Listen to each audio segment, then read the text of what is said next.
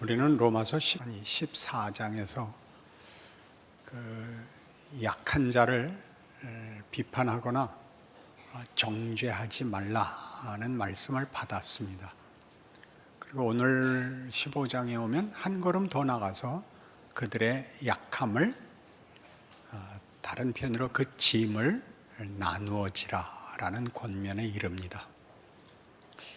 기독교 신앙을 실천하는 기독교 신앙의 윤리에 있어서 그 윤리들이 그 윤리적, 도덕적 가치, 명분적 가치로 이렇게 독립되면 안 됩니다.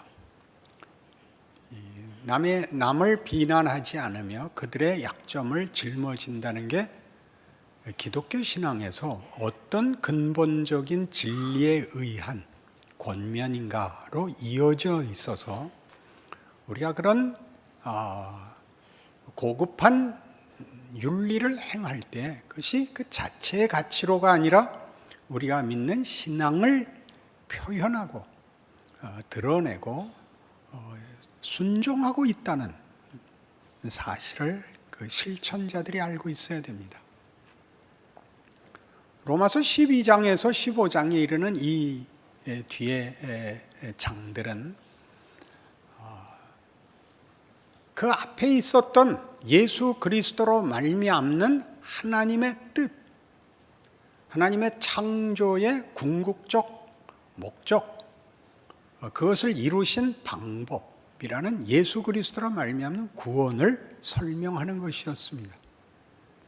가장 중요하게 그것은 하나님이 예수 안에서 2000년 전에 이루신 구원에 관한 설명이었습니다. 그의 창조와 인간의 타락과 그리고 하나님의 구원에 관한 이야기였죠.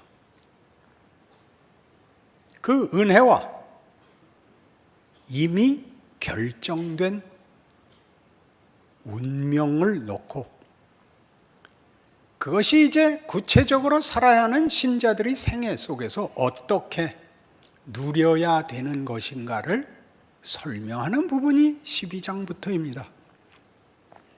12장 1절을 기억하시면 그러므로 형제들아 내가 하나님의 모든 자비하심으로 너희를 권하노니 너희 몸을 하나님이 받으실 만한 거룩한 산 제물로 드리라 였습니다. 이 구체적인 인생을 산다는 것은 하나님이 이미 이루신 구원을 우리로 하여금 우리가 선택한 타락에서부터 출발하여 예수를 만나고 세상이, 즉 우리가 선택한 하나님 없는 세상이 무엇인가를 경험하고 하나님과 함께 사는 것이 무엇인지를 확인하고 누리는 그런 것으로 구성되어 있습니다. 2000년 전에 일어나서 뒤바꿀 수 없는 하나님의 구원입니다. 번복될 수 없습니다. 그러나 우리 인생에서 보다시피 우리 모두가 죄인으로 태어납니다. 구원은 이미 예수 안에서 완성됐는데 우리는 죄인으로 태어납니다. 거기서 출발하시죠. 역사에 이루신 구원을 각 개인에게 구체적으로 현실화시키시죠. 죄인으로 태어나 하나님 없이 살다가 예수를 만나고 그리하여 세상과 예수 안에서 하나님이 이루신 것과의 차이를 보며 하나님이 만드신 인간의 영광과 궁극적인 목표를 예수 안에서 확인하는 것, 그것이 인생입니다. 그러므로 우리가 사는 인생은 다만 예수를 믿은 자의 선택이 가지는 책임이거나 선택에 의한 보상이 아니라 하나님 없이 사는 것과 예수 안에서 하나님의 자녀로 사는 것의 비교이며 영광이며 하나님이 아직도 하시는 일에 동참하는 일입니다. 하나님이 아직도 하시는 일, 예수님 다시 오시기까지 계속되는 구원, 우리를 부르신 그 일을 계속하고 계시는 역사에 참여하는 것입니다.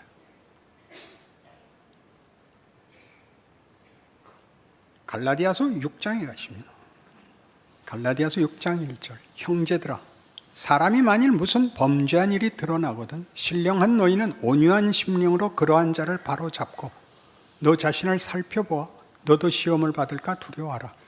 너희가 짐을 서로 지라. 그리하여 그리스도의 법을 성취하라. 만일 누가 아무것도 되지 못하고 된 줄로 생각하면 스스로 속임이라. 각각 자기의 일을 살피라. 그리하면 자랑할 것이 자기에게는 있어도 남에게는 있지 아니하리니 각각 자기의 짐을 질 것이라. 누가 잘못하거든 이렇게 이분법으로 쉽게 나누지 말라는 겁니다. 저 사람은 틀렸고 나는 바르다. 이 일은 틀린 것이고 이 일은 옳은 것이다. 이 이분법이 있어야 됩니다. 그러나 사람의 경우에 저 사람이 지금 틀린 것이 끝이 아니고 나는 다만 옳으면 다인 것이 아니라고 깨달으라는 겁니다. 3절에 있는 바와 같이 만일 누가 아무것도 되지 못하고 된 줄로 생각하면 스스로 속임이라라는 말은 바로 그런 차원에서 나옵니다. 우리는 옳고 그른 것이 전부가 아니며 누구의 잘못을 지적하는 것이 전부가 아니며 하나님이 지금 일하고 계시기 때문에 예전에 그리 하신 것처럼 인류가 하나님 앞에 반역하고 스스로 멸망을 자초했을 때 하나님이 우리의 행한 대로 갚지 아니하시고 기다리시고 그 아들을 보내어 인류를 구원한 것 같이 지금 그 일을 하고 계시다는 걸 기억하여 네 형제 중에 누가 하나 잘못되거든 하나님이 일하실 것이라는 걸 믿고 그 짐을 나누어지라 그러는 것입니다. 그 짐을 나누어진다는 것은 정확히 동료가 되라, 이웃이 되라, 가족이 되라 그런 뜻입니다. 지금 한국의 상황과 흡사하죠. 여러분 밖에 나가시면 외국에 나가시면 물어볼 겁니다. 어디에서 왔냐고. 그럼 한국 사람이라고 조그맣게 말하십시오. 나는 아니에요 그러지 마시고 그게 여기서 말하는 짐을 나누어지라는 것입니다. 나는 저 사람과 달라요를 지금은 하지 말라는 것입니다. 감수하십시오. 저 사람 우리 형제입니다. 내 친구입니다. 우리 교인입니다. 우리 한국 사람입니다. 이게 짐을 지라는 거죠. 그 짐 지는 자리, 그들의 동료로 보냄을 받는 것, 그것이 비판하지 마라, 정죄하지 마라, 약점을 담당하라 라는 성경의 말씀입니다. 14장에서 나왔던 남의 하인을 판단하는 너는 누구냐가 있었죠. 그 주인이 있지 않느냐. 주인이 그를 세울 수도 있고 그를 넘어뜨릴 수도 있다. 그 주인에게 세우시는 권능이 있지 않느냐. 하나님께 세우시는 권능이 있지 않느냐. 하나님에게 용서와 기적과 구원이 있지 않느냐. 네가 심판하지 마라.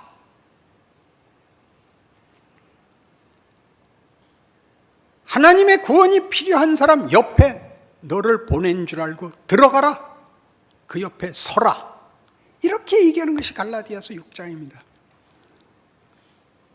각각 자기의 일을 살피라. 그리하면 자랑할 것이 자기에게는 있어도 남에게는 있지 아니하리니 각각 자기의 짐을 질 것이라. 무슨 자랑? 하나님의 세우심, 하나님의 고치심, 하나님의 베푸심을 위하여 서 있는 자, 보냄을 받은 자라는 걸 알게 되는 것입니다.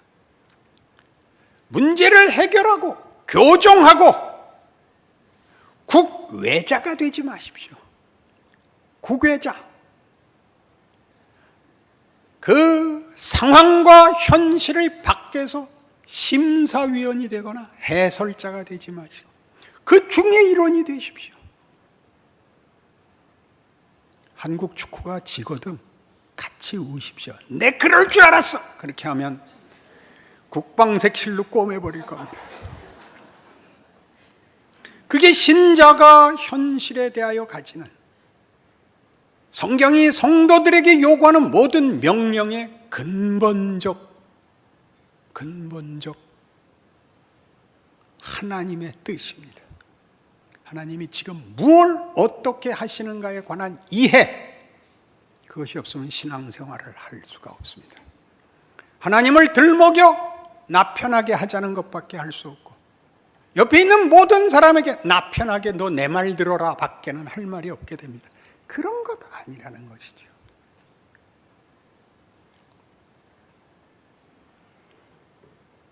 에베소서 5장에 가면 이 일을 15절 이하에 이렇게 요약합니다. 그런즉 너희가 어떻게 행할지를 자세히 주의하여 지혜 없는 자같이 하지 말고 오직 지혜 있는 자같이 하여 세월을 아끼라. 때가 악하니라. 그러므로 어리석은 자가 되지 말고 오직 주의 뜻이 무엇인가 이해하라. 술 취하지 말라. 이는 방탕한 것이니 오직 성령으로 충만함을 받으라. 시와 찬송과 신령한 노래들로 서로 화답하며 너희의 마음으로 주께 노래하며 찬송하며 범사에 우리 주 예수 그리스도의 이름으로 항상 아버지 하나님께 감사하며 그리스도를 경외함으로 피차 복종하라. 성령 충만이 등장합니다. 술 취하지 말라. 이는 방탕한 것이니 오직 성령 충만을 받으라입니다.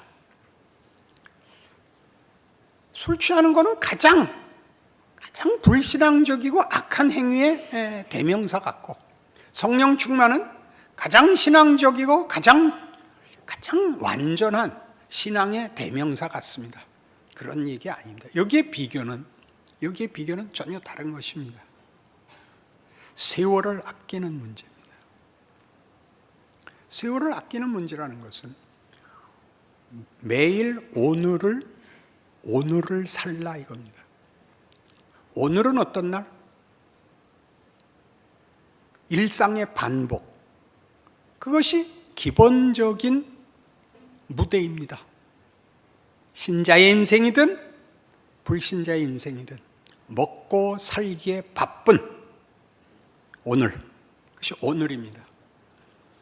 그 오늘에 무슨 별의별 일이 다 생기죠.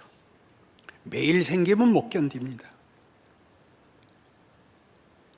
사회에도 일이 생기고 개인으로도 사고가 생기고 뜻밖의 행운도 생기고 하는 것이 오늘입니다. 그 오늘을 내가 준비하지 않고 하나님이 준비하고 나를 그리 보낸다는 뜻으로 오늘입니다. 어느 나라에 태어났느냐, 어떤 신분이냐, 어떤 입장이냐, 어떤 짐이 있느냐를 하나님이 정하여 보냅니다. 그거를 답답해서 이런 조건, 이런 정황, 이런 현실이 왜 일어났는가 때문에 시간만 흘려보내기 위한 것, 술 먹는 겁니다. 그게 시간을 흘려보내는 것, 그거 하지 말라는 겁니다. 고민하라는 거죠. 고민해서 지혜를 얻고 답을 얻으라는 얘기까지 갈 필요 없습니다. 죽어나라는 거죠. 왜? 성령이 이끄신, 성령이 함께하여 너에게 요구한 자리다. 그게 성령 충만입니다. 대부분은 싫은 현실입니다. 억울한 현실입니다. 하나님이 거기 나를 보냅니다. 왜요? 여러 이웃과 묶이도록 보냅니다. 그 짐을 지도록.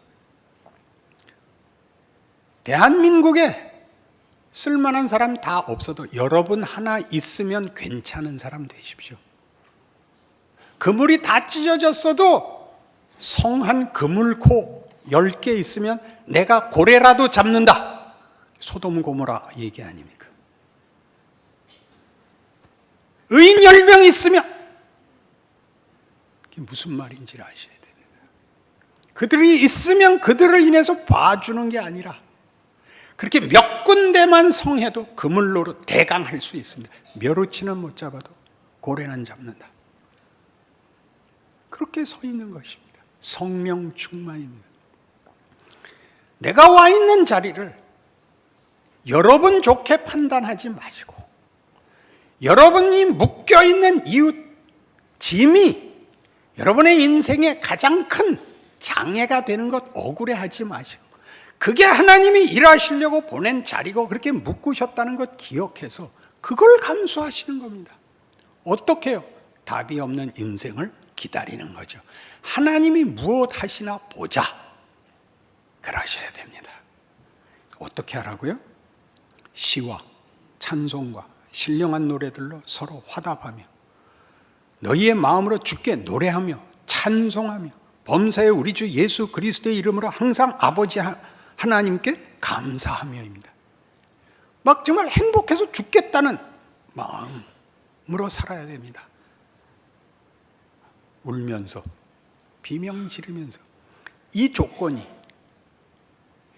이런 방식이 잘못됐거나 외면당해서 생긴 잘못된 길이 아니라는 걸 기억하고 있어야 됩니다.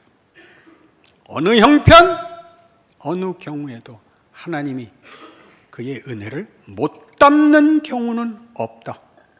이걸 기억하는 겁니다. 그래서 어디로 가요? 그리스도를 경외함으로 피차 복종하라. 피차 복종하라. 저 사람 때문에 내가 어렵다가 있으세요? 그 사람 없으면 안 되는 것. 배너. 몇 살 나 없으면 배너는 10분 만에 끝난다는 것. 드라마를 담을 수 없다는 것. 예수는 죽지요. 원해서 죽지 않습니다.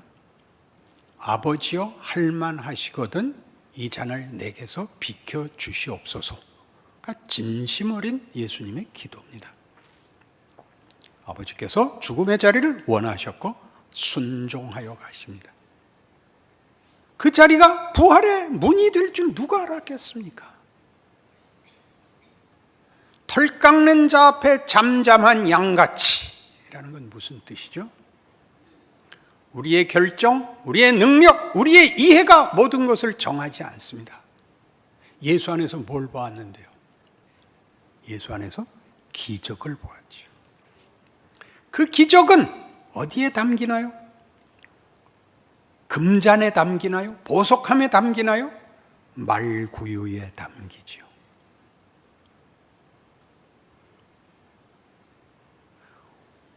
우리의 생애가 형편이 말구유보다야 낫겠죠.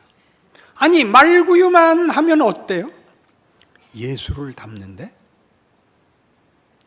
그 일들을 이해하지 못하면 자기 안에 자랑을 가질 수가 없습니다. 우리의 형편이 상대적인 것으로 평가되고 헛된 것으로 치부되면 본인이 견디지를 못합니다. 감사가 어디서 나오며? 어디서 용서와 이해가 나오겠습니까? 겸손이나 봉사나 사랑은 죽었다 깨도 인간이 노력해서 도달할 수 있는 것들이 아닙니다. 꾸밀 수만 있습니다. 위선을 할 수는 있습니다. 그건 하나님만이 만드는 하나님의 은사입니다. 예수 안에서 그 구체성을 보았죠. 그랬으니 이제 우리가 그렇게 살아야죠. 안 되면 여러분이 아직도 하나님이 일하시는 방법을 모르시는 것입니다. 그렇게 하면 마음이 편안하다고요? 그렇지는 않습니다. 사람 마음은 그렇게 깊고 넓지 않습니다. 아슬아슬합니다. 그 속에서 순종을 하는 것이죠. 진심을 물어보면 안 된다는 것입니다. 너 정말 나를 위해서 그러는 거야? 아니, 그건 진심이 아니고 철딱서니가 없는 답이며 무례한 답이란 말입니다. 알아들으시겠어요? 그럴 수 없는데 하는 거는 하나님이 예수 안에서 그걸 하셨어. 우리가 받지 못할 걸 주셔서 나는 그거 따라가는 중이야 를 하라 말입니다. 한 인생이 사는 생애에 도움이 되고 고마운 사람은 몇 없습니다. 저는 딱 하나 있는데 죽었어요. 아브라함 링컨. 왜 그렇죠? 우리를 도와줄 수 있는 사람은 아무도 없습니다. 한 개인의 욕심은 바다보다 크고 한 인간의 변덕은 태풍보다 사납습니다. 누가 그의 도움이 되며 마음에 들 수 있겠습니까? 할 수 없습니다. 그러나 이제 우리는 예수 안에서 하나님의 성실하심을 보았죠. 그 은혜를 입었죠. 그리고 그 명예를 알게 된 것입니다. 힘써 순종하는 것입니다. 마음에서 우러나와서 한다는 이름으로 거짓말을 하지 마시고 예수로 말미암아 보이신 하나님의 사랑과 능력의 나를 묵는다고 그리스도를 경외함으로 피차 복종하라를 다짐하는 것입니다. 못 참으면 저 낙동강에 가서 고함 한번 지르고 오십시오. 그렇게 가는 겁니다. 이 일에 대한 오해가 우리를 잡아먹습니다. 나는 왜 속이 편하지 않을까? 나는 왜 마음에 계속 딴 생각이 들까? 나는 왜 온전해지지 않을까? 라고 무흠한 사람이 되려고 자기를 닦고 또 닦느라고 살아내지를 못합니다. 할 수 있는 만큼 하는 오늘을 못 살고 끊임없이 때만 밀다가 살아내는 일, 가까운 사람에게 고마워하는 일, 감사하는 일, 격려하는 일, 따뜻하게 쳐다보는 일을 못하고 있는 겁니다.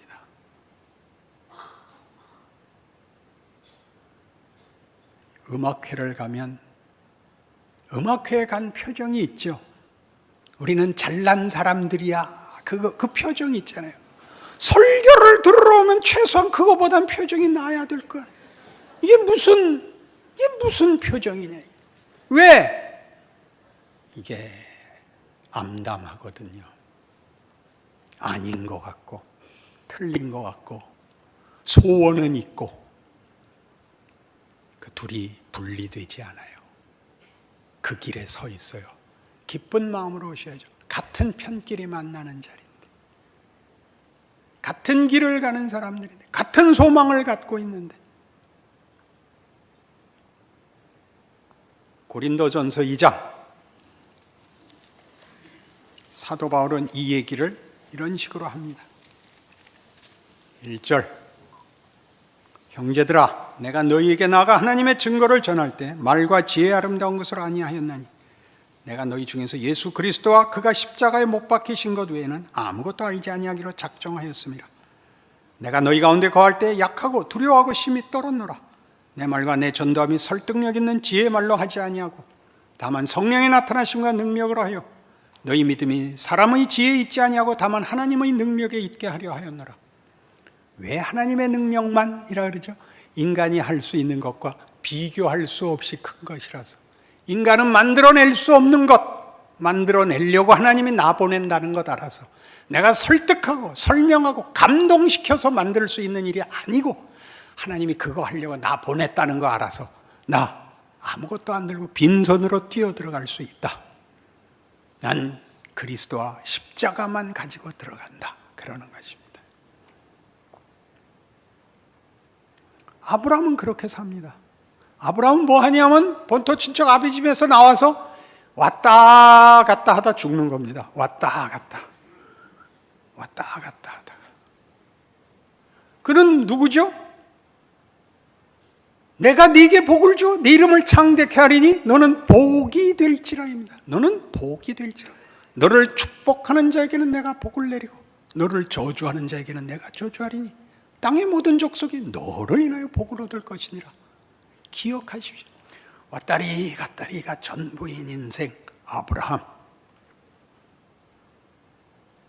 하나님이 일하신다.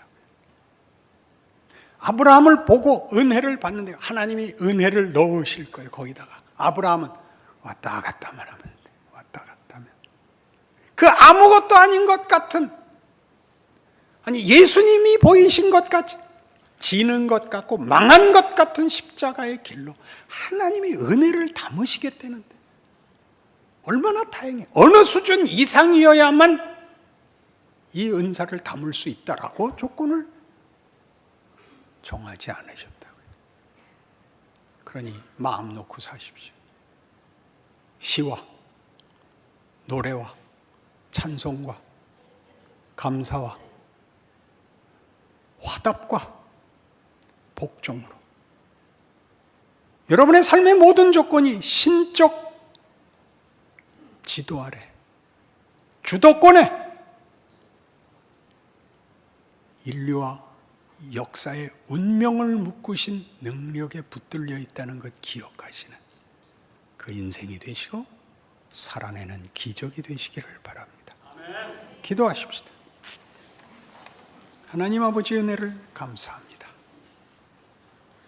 우리의 아무것도 아니라고 생각하는 것 하나님의 권능이며 신비며 능력이며 기뻐하시는 하나님의 방법이라 다시 확인합니다. 예수를 믿는다는 고백을 했으니 십자가의 길도 따라가고 자랑하고 찬송하는 영광이 있게 하여 주시옵소서. 예수님 이름으로 기도합니다.